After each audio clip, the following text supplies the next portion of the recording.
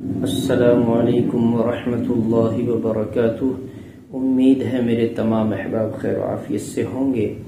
मेरे अजीज़ों बुजुर्गों प्यारे भाइयों, बाज़ मेरे भाई बहनों को तिल्ली के बढ़ जाने की शिकायत महसूस होती है। और तिल्ली के बढ़ जाने की अलामत क्या है? बाईं जानिब पसली के नीचे दबाने से महसूस होती है और उसकी वजह से पेट फूला फूला रहता है, खून की कमी महसूस होती है। और ये अक्सर मलेरिया के हमले की वजह से, बार बार मलेरिया का हमला होता है, उसकी वजह से तिल्ली बढ़ जाती है। तो अब अगर तिल्ली बढ़ जाए तो हम क्या करें? सिर्फ एक चीज लेनी है, शूरा कलमी। ये जड़ी बूटियों में से एक जबरदस्त ताकत वाली बूटी है, शूरा कलमी।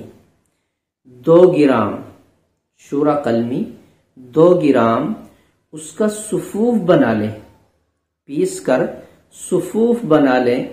और एक केला लें, केला लेकर हम उस केले का छिलका उतारें और फिर उसे शिगाफ यानी काट लें, बीच में से उसको शिगाफ दे लें। और फिर उसको शिगाफ करके आधा केला सुबह खा लें। वो शूरा कलमी जो हमने सुफूफ बनाया था उसके अंदर भर लें, जैसे नमक लगाते हैं। आधा सुबह खा लें, आधा शाम खा लें। और मजीद अगर आप एक केला इस्तेमाल करें तो पूरा केले में से आधा सुफूफ ले लें, आधा शाम के लिए ले लें। तो ये हमारे लिए तिल्ली को रोकने का बेहतरीन मुजर्रब अमल है, नुस्खा है।